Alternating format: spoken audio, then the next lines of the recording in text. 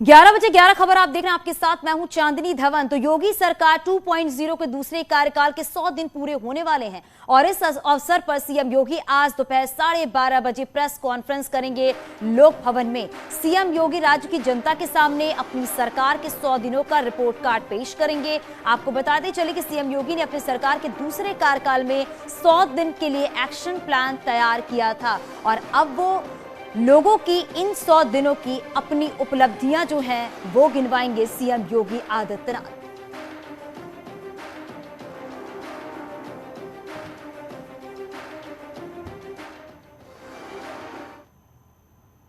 तो सरकार आज अपना पहला रिपोर्ट कार्ड पेश करने जा रही है। तो 100 दिन के अंदर सरकार ने क्या कुछ बड़े फैसले लिए हैं, ये आपको ग्राफिक्स के जरिए समझाते हैं। ये समझना बहुत जरूरी है।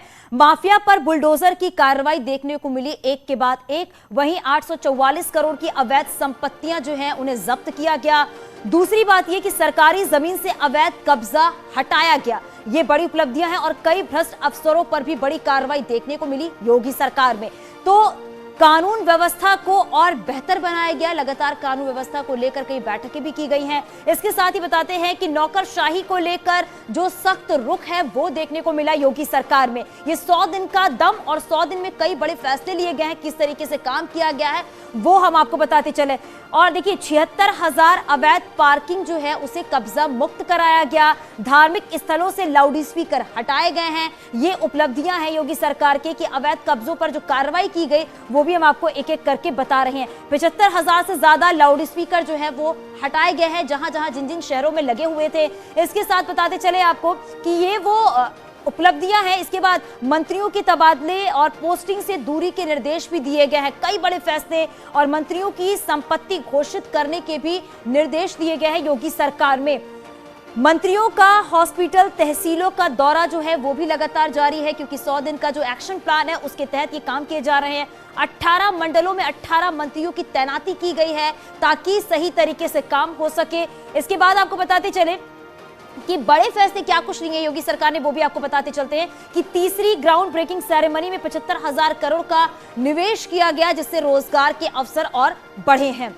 महिलाओं को मुफ्त सिलेंडर बस यात्रा भी योगी सरकार की तरफ से दिया गया। ये वो बड़े फैसले हैं जो हम आपको बता रहे हैं। इसके बाद आपको बताते चले क्योंकि 100 दिन में जो बड़े फैसले लिए गए हैं वो एक एक करके आपको बताते चल रहे हैं। युवाओं को स्मार्टफोन और टैबलेट बांटे गए हैं ताकि एजुकेशन में उनकी शिक्षा में कोई दिक्कत ना आए, वो आसानी से पढ़ाई कर सके। और 3 महीने के लिए मुफ्त राशन की जो योजना है वो भी योगी सरकार की तरफ से लागू किए गए। फिर पुलिस में 10,000 भर्तियों का रिजल्ट जो है वो भी देखने को मिला इस 100 दिन के कार्य में। 100 दिन सेवा, सुरक्षा और सुशासन को समर्पित किया गया। किस तरीके से कानून व्यवस्था को दुरुस्त किया गया और गन्ना किसानों को 1.74 लाख करोड़ रुपए का भुगतान किया गया। जो किसानों का भुगतान था, जो बकाया था, उसे पूरा किया गया। युवाओं को स्वरोजगार के लिए लोन मेला लगाया गया जिससे कि किसानों को फायदा हो सके, युवाओं को फायदा हो सके। तो ये आपको बड़ी उपलब्धियां बता रहे हैं। वही योगी सरकार के 100 साल के कार्यकाल पर पूरे होने पर डिप्टी सीएम केशव प्रसाद मौर्य ने न्यूज 18 से बात की है और इस दौरान उन्होंने क्या कुछ कहा है ये भी आप सुनिए। कैसे देखते हैं इस 100 दिनों के कार्यकाल को? सबसे 100 दिनों में बड़ा काम यह है कि हम लोगों ने जो सुशासन के संकल्प के साथ, जो जनता से वादे के साथ सरकार में आए थे, तो हम अपने संकल्प पत्र के अनुसार बहुत सारे काम को पूरा करना शुरू कर दिए। गरीब कल्याण हमारी सरकार की प्राथमिकता थी, है और रहेगी। अपराध करने वाला किस जाति का है, किस समुदाय का है, या देखे बिना अगर किसी ने अपराध किया तो उसके खिलाफ कार्रवाई, किसी ने अवैध रूप से कहीं कब्जा करके रखा है तो उसके खिलाफ कार्रवाई, कोई दंगा करने वाला दंगाई है तो उसके खिलाफ कार्रवाई। सभी मामलों में सरकार ने निष्पक्ष कार्रवाई करने का काम किया है। लेकिन सर इस बीच चुनौती भी बहुत रही आप लोगों के लिए। प्रयागराज से लेकर के कानपुर से लेकर के प्रदेश के अलग अलग जिले अलग अलग मुद्दों को लेकर सुलगते रहे, हालात पैदा हो गए, वहाँ पे आप लोगों के सामने चुनौती भी बन गई।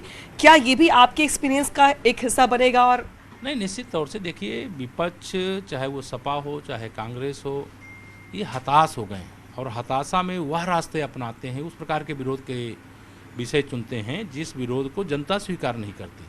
अब अगर उत्तर प्रदेश में कोई दंगाई दंगा करे और वो दंगा करने वाला पुलिस पर हमला करे, निर्दोष नागरिकों पर हमला करे, दुकानों को आग लगाए तो उसके खिलाफ कार्रवाई नहीं होनी चाहिए। विभाग की अगर बात की जाए 100 दिनों के लक्ष्य की, तो कितना आप उसको पूरा कर पाए, अचीव कर पाए हैं, और क्या एजेंडा था आपके विभाग का मुख्य रूप से? जो 100 दिन के लिए तय किया गया था उसमें से अधिकतम चीज़ें हम लोगों ने पूरा किया है, और जो और काम है वो तीव्र गति से आगे चल रहे हैं।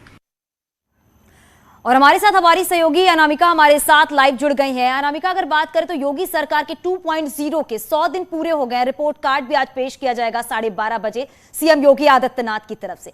आगे किस तरीके से इन लोग का एजेंडा होगा और किस तरीके से काम किया जाएगा योगी सरकार की तरफ से?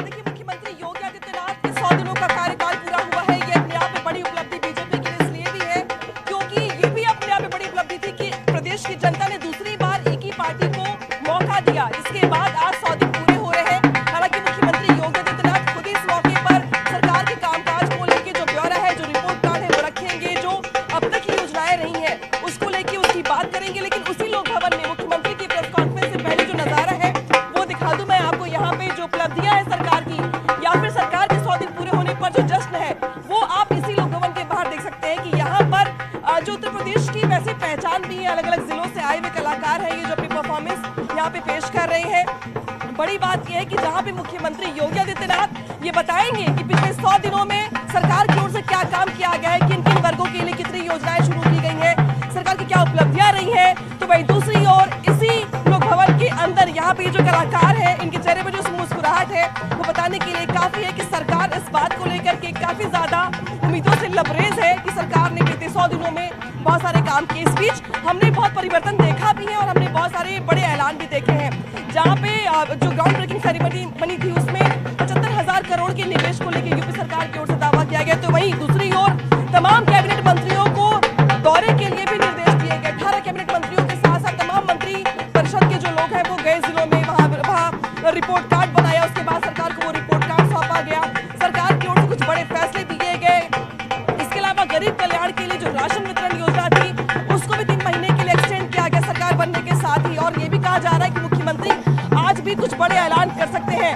तो इस बड़े ऐलान के बीच मुख्यमंत्री योगी आदित्यनाथ के प्रेस कॉन्फ्रेंस से पहले जो यहाँ पर आए हुए कलाकार हैं और उनका जो उत्साह है, जो जोश है, वो उनके चेहरे पर साफ तौर पर दिखाई दे रहा है। और ये देखिए, शायद यही यूपी सरकार की ओर से भी मुख्यमंत्री योगी आदित्यनाथ बताना चाहते होंगे कि किस तरीके से उनकी सरकार लोक संकल्प पत्र में जो वादे किए गए हैं उसको पूरा करने की ओर अग्रसर है, कैसे काम काज कर रही है, भविष्य को लेकर के एजेंडा क्या है सरकार का। तो मुख्यमंत्री के प्रेस कॉन्फ्रेंस से पहले जो लोक भवन का नजारा है मैं वो दिखा रही हूँ आपको। हालांकि धीरे धीरे मंत्रियों का यहाँ पहुंचना शुरू हो गया है। ये भी कहा गया है कि मुख्यमंत्री के प्रेस कॉन्फ्रेंस के बाद जो बाकी मंत्री हैं उनकी भी ड्यूटी लगाई गई है कि वो भी अपने अपने विभाग से जुड़े हुए जो उपलब्धियां सरकार के सामने और जनता के सामने रखेंगे प्रेस कॉन्फ्रेंस के जरिए। लेकिन मुख्यमंत्री योगी आदित्यनाथ के साथ डिप्टी सीएम केशव प्रसाद मौर्य भी मौजूद होंगे लोक भवन में। प्रदेश अध्यक्ष जो स्वतंत्र देव सिंह उनकी भी मौजूदगी होगी, सुरेश खन्ना भी मौजूद होंगे। तो एक बड़ी प्रेस कॉन्फ्रेंस के जरिए मुख्यमंत्री की ओर से अब तक के कार्यकाल का ब्यौरा लेखा जोखा रखा जाएगा। लेकिन इस तमाम ब्यौरा और लेखा जोखा के बीच लोक भवन में फिलहाल जश्न और उत्साह का माहौल है। और बिल्कुल अनामिका, तस्वीरें हम देख पा रहे हैं, दर्शकों तक भी हम पहुंचा रहे हैं कि लोक भवन में जब 12:30 बजे प्रेस कॉन्फ्रेंस होना है उससे पहले क्या कुछ वहां की तस्वीरें नजर आ रही हैं। और वाकई जिस तरीके से 100 दिन का जो एक्शन प्लान तैयार किया गया था उसके तहत काम किए गए हैं और कई ऐसे बड़े फैसले भी लिए गए। ये रखियो मोरी लाज, रखियो मोरी लाज, मैयर की शारदा भवानी। ये रखियो मोरी लाज, मैयर की शारदा भवानी। ए नौलर को कर दो ना धन्नो पैरो ना, नौलर को कर दो ना धन्नो पैरो। कहाँ से आए हैं? मेरा नाम है निशांत सिंह भदौरी, मैं झांसी से आया हूँ। झांसी से आए आप लोग? हाँ सर। सरकार के 100 दिन पूरे हो रहे हैं, उस मौके पर ये कार्यक्रम में क्या कहना चाहेंगे? मैं कहना चाहूँगा सरकार बहुत अच्छा काम कर रही है, हम कलाकारों को भी मौका दे रही है काम करने का। बहुत बहुत धन्यवाद सरकार का। आप बताइए, आप लोग भी झांसी से आए हुए हैं? झांसी से आई हूँ। सरकार के 100 दिन पूरे हो रहे हैं, क्या कहेंगे इस मौके पर? योगी जी कैसा काम कर रहे हैं? बहुत अच्छा। हम लड़कियों के लिए तो बहुत कुछ कर रहे हैं वो, और हम बहुत अपने आप को बहुत सुरक्षित महसूस करते हैं अपने योगी जी की सरकार में। तो ये देखिए, यहाँ पर जो कलाकार हैं उनकी ओर से मैं उनसे बात कर रही थी। आप बताइए योगी जी कैसा काम कर रहे हैं? बहुत अच्छा काम कर रहे हैं। खास तौर पे हम कलाकारों के लिए तो बहुत खुशी का मौका है कि हमें एक न एक मौका दिए जा रहे हैं और हम कलाकारों के लिए एक न एक का सौगात दे रहे हैं। कलाकारों की पेंशन योजना के लिए, उनके सम्मान के लिए बहुत अच्छा लग रहा है। आप लोगों की ओर से उनके लिए क्या है परफॉर्मेंस में आज? हम लोग बुंदेलखंडी राई कर रहे हैं, जो हमारे बुंदेल का पारंपरिक नृत्य है, इसे हम लोग प्रस्तुत कर रहे हैं।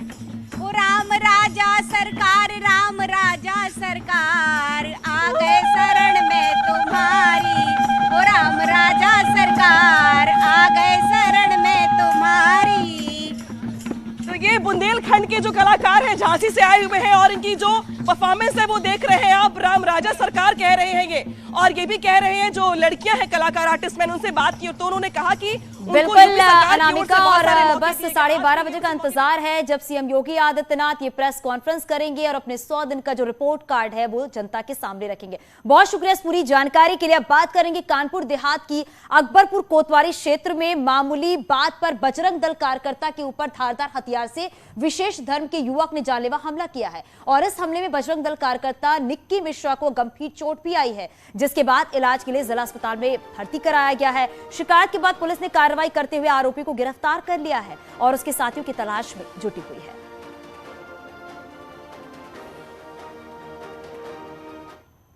थाना अकबरपुर के अकबरपुर कस्बे में 2 युवकों में किसी बात को लेकर विवाद हो गया, जिसमें एक युवक के हाथ में चोट आई है। उस व्यक्ति द्वारा दी गई तहरीर के आधार पर सुसंगत धाराओं में मुकदमा पंजीकृत कर लिया गया है। मुख्य आरोपी को गिरफ्तार कर लिया गया है। अग्रिम विधिक कार्रवाई नियमानुसार की जाएगी। तो बजरंग दल के कार्यकर्ताओं का यह आरोप है, विशेष धर्म के युवकों ने पीटा है। मामूली बात पर यह विवाद हुआ है और पुलिस ने आरोपी को गिरफ्तार कर लिया है। और बात करेंगे हिमाचल के कुल्लू में एक बड़ा हादसा हुआ है। ये बस खाई में गिरी है जिसमें 16 यात्रियों की मौके पर मौत हो गई है, जबकि कई यात्री गंभीर रूप से घायल हो गए हैं। घायलों के इलाज के लिए अस्पताल में भर्ती कराया गया है। पीएम मोदी हादसे पर दुख जताया है और साथ ही मृतकों को 2-2 लाख और घायलों को 50-50 हजार की आर्थिक मदद देने का ऐलान किया है। रक्षा मंत्री राजनाथ सिंह और सीएम योगी ने भी कुल्लू बस हादसे पर दुख जताया है और घायलों के जल्द स्वस्थ होने की कामना की है। तो मृतकों को 2-2 लाख की मदद का ऐलान किया गया है। ये बस खाई में गिरी है जिसमें 16 यात्रियों की मौके पर मौत हो गई है। कई यात्री जो हैं घायल हैं, जिन्हें अस्पताल में इलाज के लिए भर्ती कराया गया है।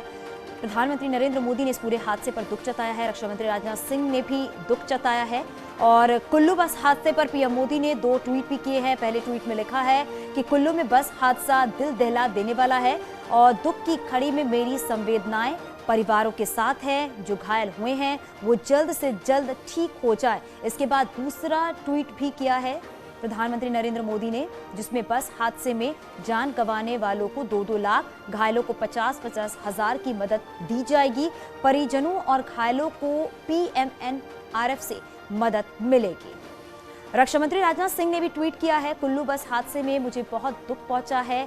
मैं मृतकों के परिजनों के प्रति अपनी संवेदना व्यक्त करता हूं और कामना करता हूं कि जो घायल हैं वो शीघ्र ही स्वस्थ हों। सीएम योगी आदित्यनाथ ने भी ट्वीट किया है कि बस हादसे पर दुख जताया है। कुल्लू में बस के खाई में गिरने की दुर्घटना दुखद एवं हृदय विदारक है। मेरी संवेदनाएं शोकाकुल परिजनों के साथ है। भगवान दिव्यांगत आत्माओं को शांति और घायलों को जल्दी स्वस्थ करे।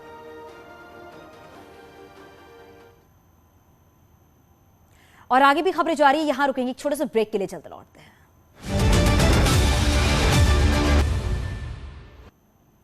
और चलिए बात करते हैं ज्ञानवापी श्रृंगार गौरी मामले में बड़ी खबर मिल रही है। सुनवाई से पहले केस के पैरोकार का बड़ा ऐलान। केस में सभी अधिवक्ता का वकालतनामा निरस्त होगा। जितेंद्र बिसेन केस का क्रेडिट अधिवक्ताओं पर लेने का लगा है ये आरोप और नए तरीके से अधिवक्ताओं का चयन होगा, ये जितेंद्र बिसेन ने कहा है। ये बड़ी खबर इस वक्त की है कि सभी अधिवक्ता का वकालतनामा निरस्त होगा। देखिए, अधिवक्ता उसमें जैसा मैंने पूर्व में ही घोषणा कर दी थी, 31 मई को मैंने घोषणा की थी अधिवक्ता हरिशंकर जैन का वकालतनामा निरस्त करना। तो चूँकि अगले दिन कोर्ट की छुट्टी पड़ गई थी, न्यायालय बंद था, औपचारिकता जो थी वो पूरी नहीं हो पाई थी। अब कोर्ट की जो औपचारिक प्रतिक्रिया है उसको पूरा करना आवश्यक है, तो एक तो उनका वकालतनामा निरस्त करना ज़रूरी हो गया था और उसके अतिरिक्त कुछ अन्य अधिवक्ता और भी हैं जो सुधीर त्रिपाठी का हमने पहले निरस्त कर दिया था, सुभाष नंदन चतुर्वेदी का भी हमें निरस्त करना पड़ रहा है। हमें जिस तरह चीज़ें चाहिए उस तरह से अनुकूल हमारे हिसाब से हो नहीं पा रही हैं। हालांकि सुभाष जी का बहुत सहयोग रहा, हमारे मित्र भी हैं, लेकिन एज ए एडवोकेट जो हमें चाहिए उस हिसाब से कुछ चीज़ें मैनेज नहीं हो पा रही हैं। और चूँकि हमें ये युद्ध, धर्म युद्ध जो जीतना है, संवैधानिक तरीके से जीतना है, तो उसकी अपनी एक रणनीति होती है, रणनीति के तहत ही ये सारी चीज़ें की जा रही हैं। खबर ललितपुर से है, जहां गैस रिफिलिंग करते समय कार में आग लग गई। थाना जखौरा अंतर्गत कस्बे के बड़ा बाजार का बताया जा रहा है। बताया ये भी जा रहा है कि कस्बा जखौर में गैस रिफिलिंग करते समय कार में आग लग गई और देखते ही देखते कार आग का गोला बन गई।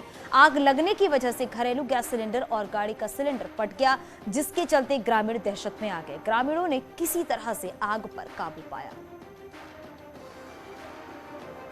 तो गैस रिफिलिंग करते समय यह हादसा हुआ है, जहां पर घरेलू सिलेंडर और गाड़ी का सिलेंडर फटा है। ग्रामीणों ने आग पर किसी तरीके से काबू पाया। तस्वीरें भी आप उस वक्त की अपने टीवी स्क्रीन पर देख रहे हैं। ग्रेटर नोएडा एक्सप्रेसवे पर जाम लग गया है। ग्रेटर नोएडा से दिल्ली जाने वाले रोड पर गाड़ियों की लंबी कतारें नजर आ रही हैं। महामाया फ्लाईओवर से डीएनटी और चिल्ला बॉर्डर तक गाड़ियां रेंग कर चल रही हैं। ये तस्वीर भी आपके टीवी स्क्रीन पर है, किस तरीके से जाम की स्थिति देखने को मिल रही है। और ये डीएनटी की तस्वीर आप अपने टीवी स्क्रीन पर देख रहे हैं कि चिल्ला बॉर्डर पर भीषण जाम लगा हुआ है, गाड़ियों की लंबी कतार नजर आ रही है। ग्रेटर नोएडा एक्सप्रेसवे पर यह जाम की स्थिति पैदा हुई है और आने जाने वाले लोगों को काफ़ी दिक्कतों का भी सामना करना पड़ रहा है, क्योंकि जो ये समय है ये ऑफिस जाने का वक्त होता है। और इसी वक्त ये तस्वीरें आपकी टीवी स्क्रीन पर हैं कि महामाया फ्लाईओवर डीएनडी के पास से ये गाड़ियों की लंबी कतार जो है वो नज़र आ रही है। न्यूज़ 18 पे एक्सक्लूसिव तस्वीर आप देख रहे हैं। हमारे साथ हमारे सहयोगी हिमांशु फोन लाइन पर जुड़ गए। हिमांशु, क्या जानकारी मिल पा रही है इस जाम को लेकर? देखिए, आपको बता दें कि Noida greater Noida express way पर आए दिन जाम की स्थिति बनी रहती है। और उसकी सबसे बड़ी बात है क्योंकि पीक आवर्स में लोग रोजाना नोएडा, ग्रेटर नोएडा से दिल्ली की तरफ जाते हैं, वर्किंग आवर्स होते हैं ये, और ऐसे में जाम की स्थिति बनी रहती है। और आज भी जो तस्वीरें सामने आई है वो भी यही बयां कर रही हैं। और तस्वीरें आप देख सकते हैं कि किस तरीके से सैकड़ों की संख्या में वाहन है रेंगते हुए दिखाई दे रहे हैं। हालांकि नोएडा पुलिस की तरफ से लोग पहुंचे हैं मौके पर, ट्रैफिक विभाग है, और वो जाम की जो स्थिति है उसको खाली कराने में फिलहाल जुटा हुआ है। लेकिन ये एक आम समस्या हो गई है जब पीक आवर्स में सुबह और शाम में जाम की स्थिति बनी रहती है, और इससे रोजाना लोगों को परेशानी का सामना करना पड़ता है। जी बिल्कुल हिमांशु, क्योंकि अगर बात करें तो ये रोज की तस्वीरें होती हैं, यानी कि बात करें तो सोमवार से लेकर शुक्रवार तक ये स्थिति देखने को मिलती है। जब नोएडा प्रशासन को ये बातें पता हैं तो उसके हिसाब से यहाँ पर इस तरह से इंतजाम करने चाहिए ताकि पीक आवर में लोगों को दिक्कत ना हो। हिमांशु, देखिए, ये जो तस्वीरें हम लोग देखते हैं ये अब आम हो चली है। जाहिर तौर पे जिस तरीके से पीक आवर्स में जाम लगता है और लोगों को समस्याओं का सामना करना पड़ता है, घंटों जाम में फंसे रहते हैं, वाहन रेंगते रहते हैं, इसके लिए कोई ना कोई पुख्ता इंतजाम अब यहाँ पर पुलिस और ट्रैफिक विभाग को करने होंगे ताकि जो जाम की स्थिति है उससे आदमी को रोज दो चार नहीं करना पड़े और जो समय है वो भी बर्बाद ना हो। जी बिल्कुल हिमांशु, क्योंकि इस तरह के जाम से लोग काफी परेशान होते हैं और आने जाने वाले जो ऑफिस वर्किंग लोग हैं उन्हें भी काफी दिक्कतों का सामना करना पड़ता है। बहुत शुक्रिया हिमांशु इस पूरी जानकारी के लिए। और आगे भी खबरें जारी हैं, यहां रुकेंगे एक छोटे से ब्रेक के लिए।